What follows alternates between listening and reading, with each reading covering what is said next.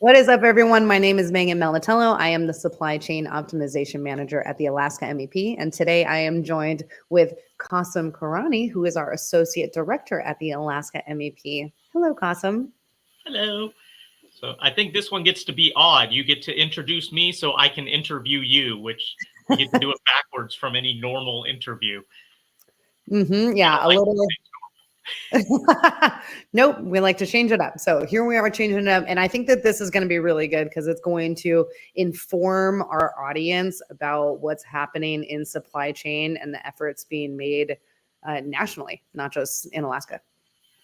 Absolutely. And that's why I'm glad I could step in and get to do this. And we get to put you in the spotlight instead of doing the interview, because it is a very new role that you took on, and you were hired for a very specific parameters within the role from a nationwide thing. But before we get into your role, let's do a little bit about you so people can kind of know you a little bit, because you will be the key on this. And so a little bit of the history of your work and how you came to the MEP. I know you started off in the Army, if I remember correctly. Yeah, I 17 years old, joined the Army, air traffic controller. I did that in the military for 6 years. And then I got out and did another few years in the DOD and the FAA. I went back to the DOD. It was fun. It was great, but it didn't feel like I had the growth capability there. You kind of were stuck in a position until you move somewhere else into a higher position. A lot of people didn't retire very fast. It was a slow and small community. But it was a lot of fun. I really enjoyed it. After that, I moved into doing base operations. I was living with my ex-husband on the Big Island. My whole life changed. Came to Alaska, lived in my dad's basement, didn't have a plan. So I started a granola company right before COVID. It was great. So I started this granola company with my best friend from the military, and we hadn't really done or communicated for the last 10 years, and then came back to do this thing together. So bringing having no knowledge of the industry, manufacturing, jumping straight into it, the pandemic happening, learning about startups versus not startups and small business and consumer packaged goods and all of the different things. 4 years, it was a great run. We decided to shut down because there was just bigger challenges that, not only we were confronting as a consumer packaged goods business in Alaska, but everybody around us was confronting the same challenges, which was visible clearly. Like, we all complained about the same things. We all are trying to overcome the same things. And I was feeling burnt out from doing everything that we had over the years. And then I think kind of coming up against this wall where you see that it's not the path that's going to get you where you thought it was going to get you. And so I was like, I don't want a job.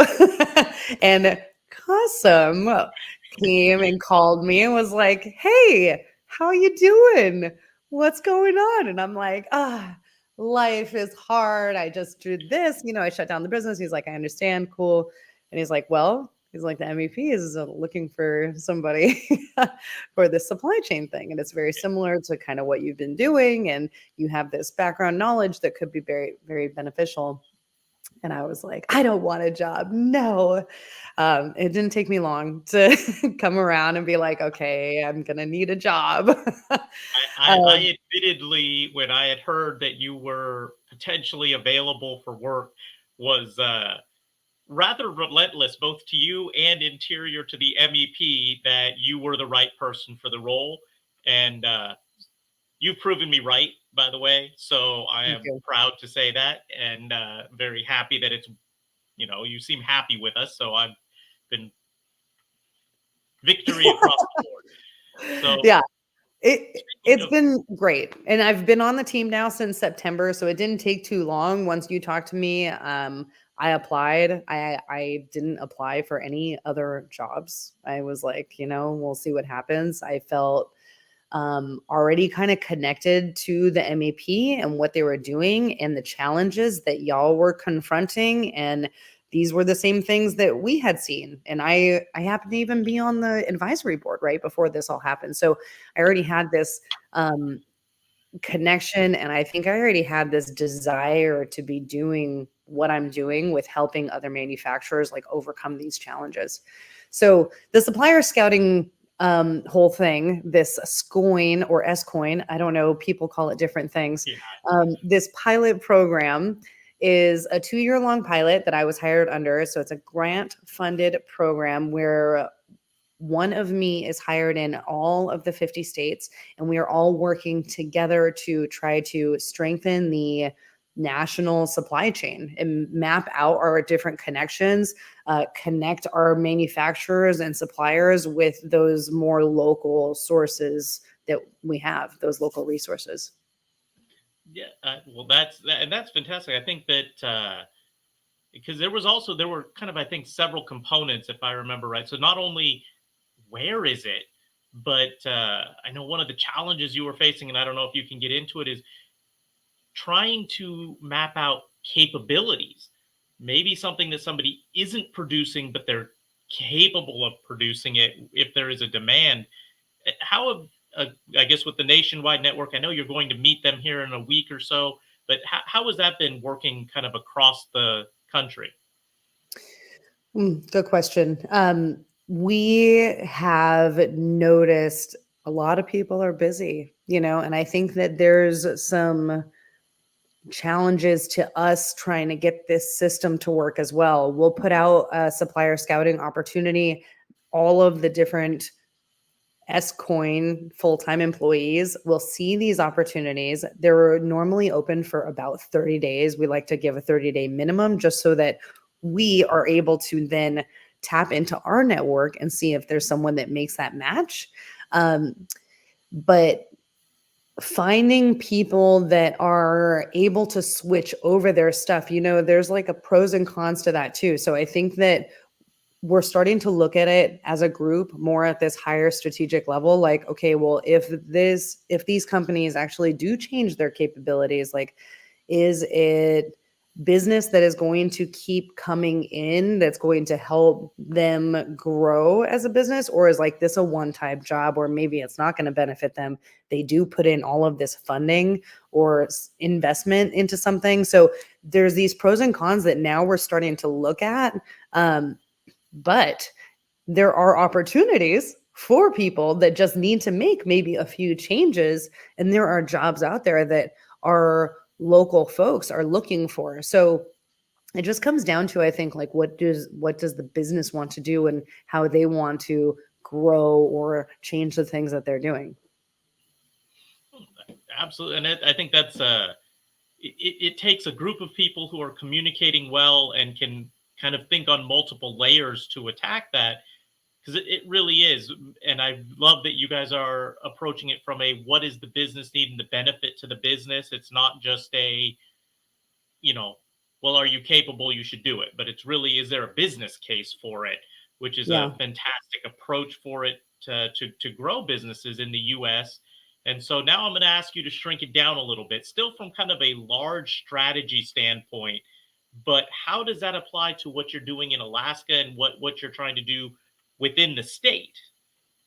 Yeah, well, within the state, same thing, smaller scale, right? How can we connect our local manufacturers with our suppliers that need things, or businesses that need things? Right now, the biggest push for this supplier scouting system is the BABA policy that came out. So this is in direct response.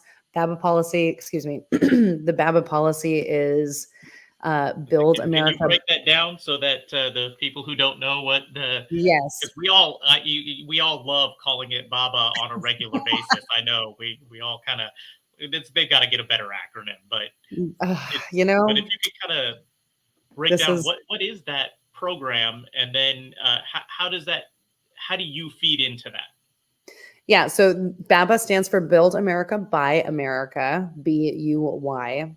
It came out in 2021, and it requires that all iron, steel, and construction materials are manufactured in the U.S. Anything that uses federally funded, any federally funded projects. So infrastructure projects, we've seen some different things like from universities or like different organizations that are government organizations that are looking for different parts, microscopes, different things, mule tape. I mean, we can get into all of these different small things. So here we have also not just the big guys looking for these big things where it comes to just steel, iron, and construction materials, but we've seen different manufacturers for startups, things like that, that need something made. They're looking for a manufacturer.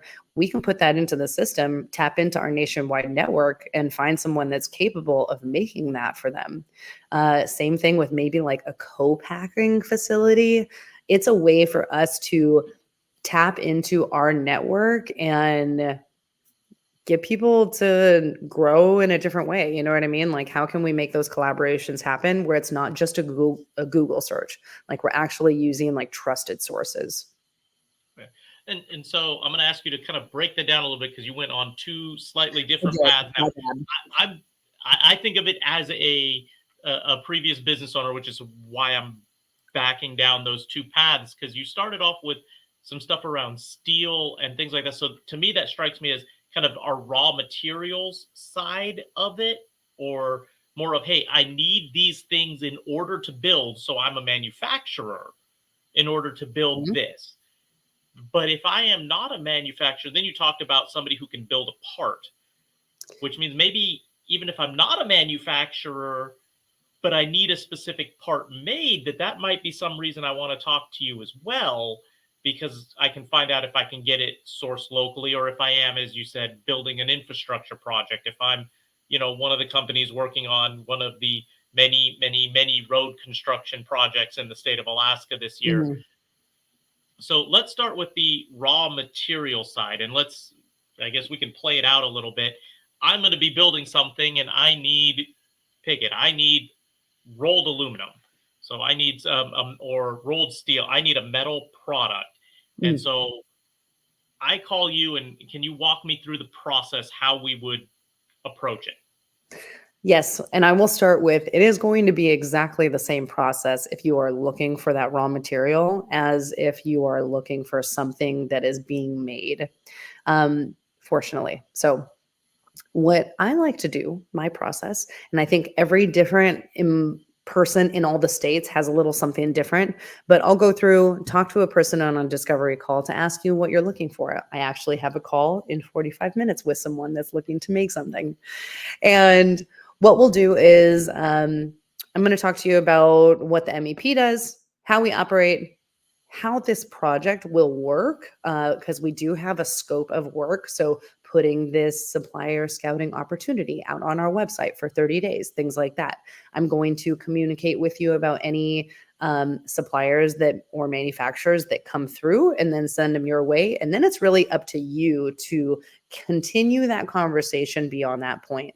My goal is just connect you with somebody that fits with what you want, right? Fits with what you want made or what you need sourced.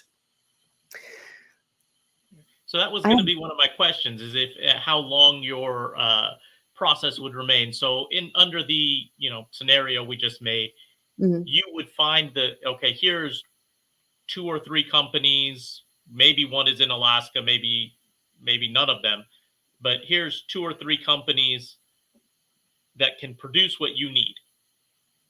And then you'll connect me with them, and then it would be up to me as a business owner to make whatever deal and to go through then my business logic to decide the best route.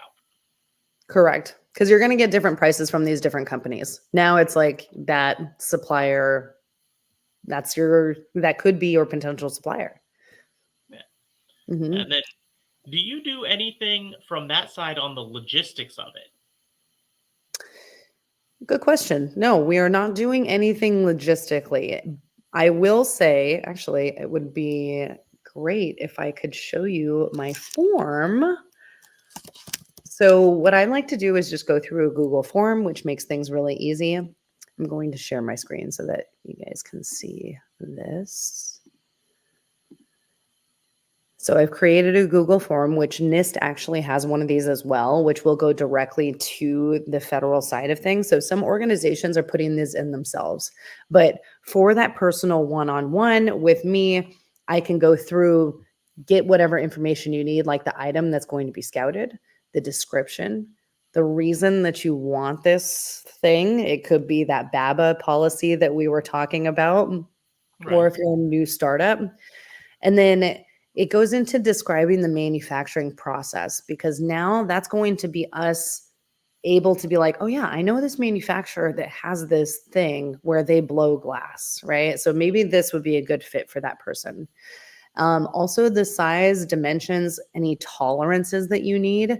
I have another manufacturer that was looking for a game, and it's a cardboard cribbage. You can watch the previous episode. I talked to him and had an interview, but his tolerances for those little holes in the top of the box were so minimal because of how the peg needs to sit in the top of it, right? So everything that you would need, you are going to put in this form, make it all nice, what your business volume is, what your target price is, when it's needed by, where you need it shipped to.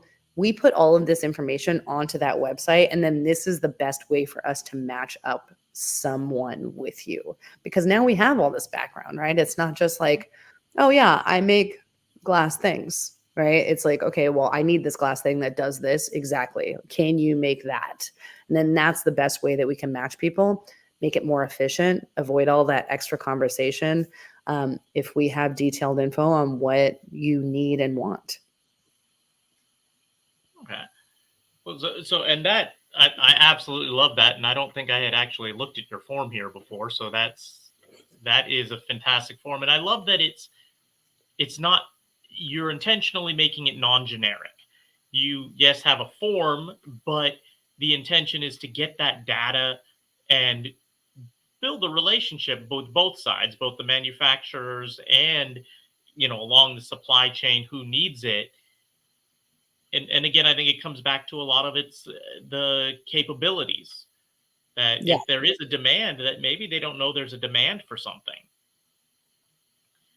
So that was Which this is a hard part, I think, as well, is that we have this side of things where if you're looking for something, we can put it in, but then we also need the side of things where it's like, who do we know that can do all of these things as well, right? So any manufacturers, or if you know a manufacturer, send them our way, please, so that we can provide these opportunities to them and, get them more business.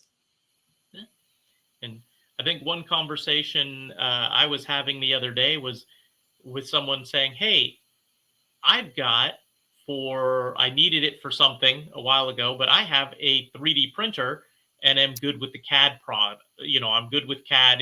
The guy's an engineer. Mm. And is somebody like that as well, somebody that you might like to talk to, that, hey, they might have relatively limited capacity. However, a 3D printer is highly adaptable in what it can produce. There's no real retooling. It's all CAD design. Is that somebody like that also somebody you would consider a manufacturer that you want to talk to?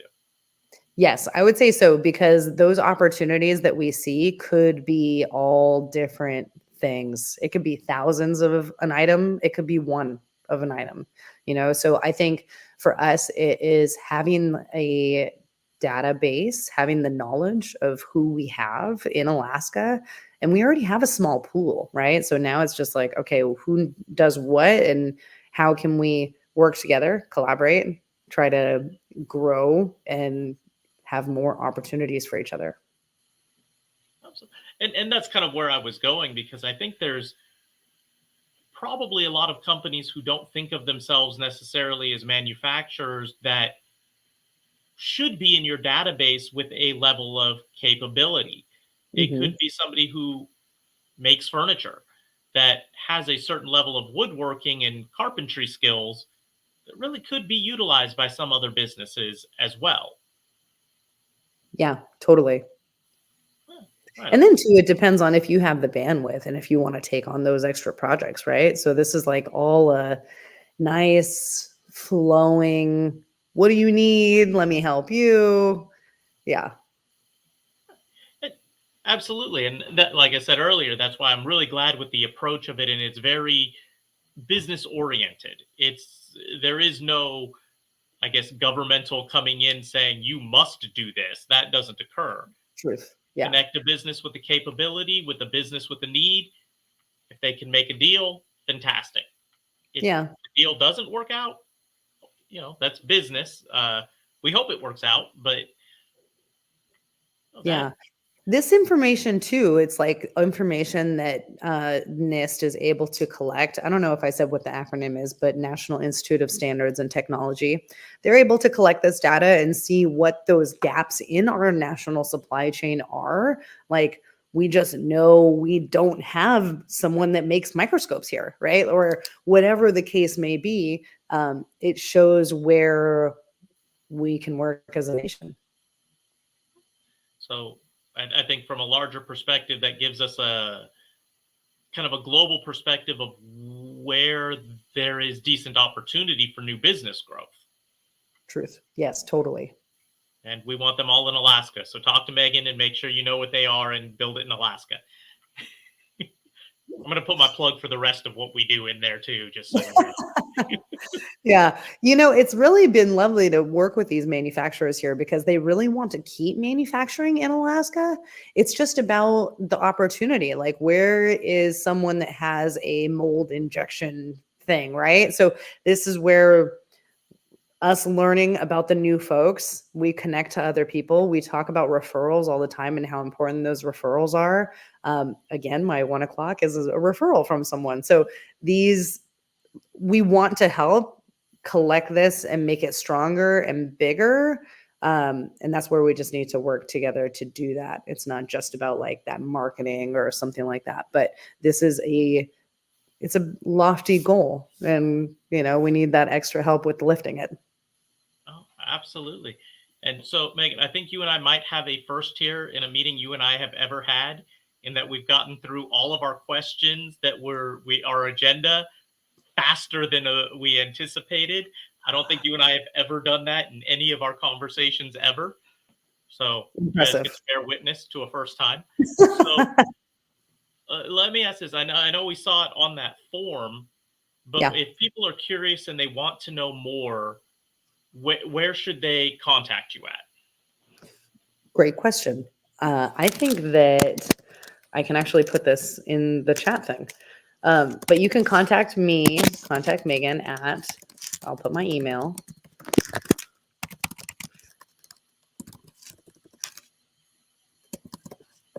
Okay, it's Militello at alaska.edu. I will show it here on the bottom. You can contact me for any supplier scouting needs, info. This is going to be a great reference point, this episode, so that we have that data to go back to. A key points, just to summarize: supplier scouting opportunities are available for people not only looking for those raw materials, but also looking for something manufactured. It's relatively about 30 days being out in the network, but then you do have that before and after time when it comes to collecting that data. So I would expect 6 to 8 weeks for that whole project, but it's something that we can always put out a second time. It's something that would be great for anybody looking for second suppliers, having those backups in your supply chain, because if something does happen, if you already have a backup, it's a lot less scrambling and chaos to know that somebody else is already out there doing what you need them to do. And so And when you do the scouting, do you yeah, do it just in Alaska? Do you do it nationwide, worldwide? What is the focus on that? what I put out is nationwide. If we know anybody here in Alaska, we will directly connect before putting anything out into that system. Because we know the shipping is cheaper if they're in Alaska. Oh my gosh, yes. Yes. And that's something too that's like considered, right? And something when it comes to finding those matches, we have some options as like MEP personnel when it comes to, is this an exact match for what you're looking for? Is this a partial match? So this is where you were talking about those capabilities, like maybe they just need to re-mechanic one machine or something to be able to make this, or maybe they just need to buy some plates or whatever the case may be. That could be under like a partial match. And then we do have those no matches as well. But it's something that all of us nationwide go to and put a response to every single one consistently, you know? So it's nice to have those eyes. I've seen some really cool things come out of it. There was someone in Montana that got parts for a UAV. Like they were able to connect with a manufacturer. I've connected several people in Alaska here with people in Alaska, which is really cool. And then also on a nationwide level, these bigger projects, being able to connect them, it is something that, you know, people have complimented on, you know, it's taken them longer to do this, or it's taken them years to get any response. And then we were able to get a couple in just a short period of time. So I think that the opportunity is huge, that we have this resource for our manufacturers and those like supporting businesses to use. And then I'm going to circle back one thing that we didn't really touch on. And Yeah. I don't know, you were showing it to me earlier, some of the rules on the Build America, Yes. Buy America rules. And you would talk to me the other day about exceptions. Can you talk to me how that functions too? Because I think that's also going to be a big point for people who are buying things currently overseas. Mm-hmm. And now they're trying to be compliant. And how does that function out? So, sorry, a little bit of a side tangent there, but I think this is an important thing for our manufacturers. No, this is really good to cover. So for that BABA policy that is in place, you are able to get a waiver. There are a couple exemptions. If you just Google BABA policy, like I have done here, technology is amazing. AI has now spit out an overview of all of the different websites, which is great. So it applies to all those federally funded like financial assistant projects, but those waivers you can get could be for public interest, non-availability, and unreasonable cost. So for example, underneath this, you will see a non-availability waiver could be granted if the materials are not produced in the US in sufficient qualities or not that satisfactory quality of it.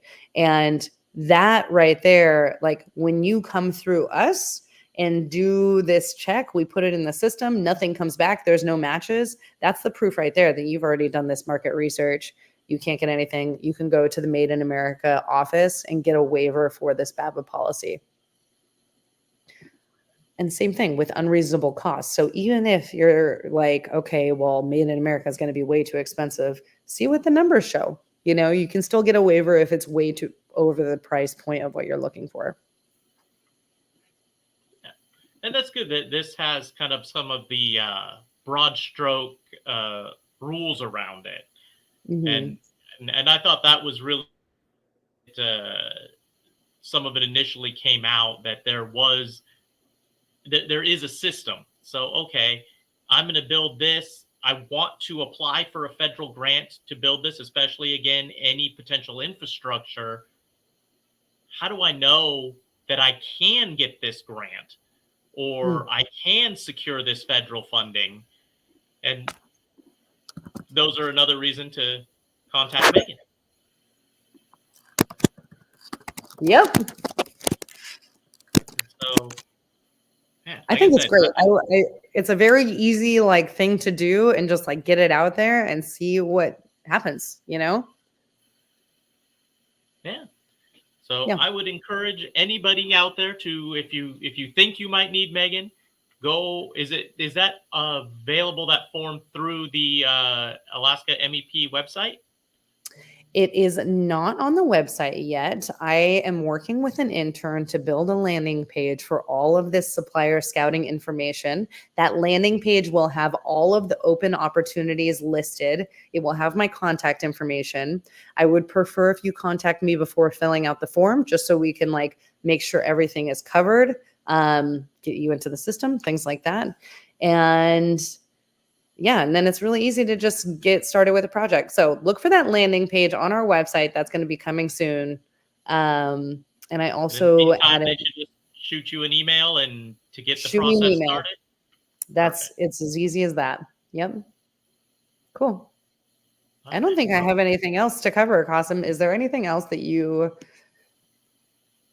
I missed? Forgot? We fortunately hit all of my notes. And like I said earlier, we actually hit them all Very in time, which I don't know that we've ever done that before. So we stayed focused today. Well, it was really good to have somebody else to bounce off those things and ask the questions with what I was going. I feel like it's going to give definitely a little deeper insight into what the SCOIN pilot program is all about. Yeah. And again, if anybody wants to know more, email Megan. And I think that's it. So Megan, I appreciate that you let me come on and ask you questions. And, it's always fun when I get to join in on these. Yeah, thank you for interviewing. I appreciate it. And then we'll see you guys again in 2 weeks with somebody else. Okay, bye.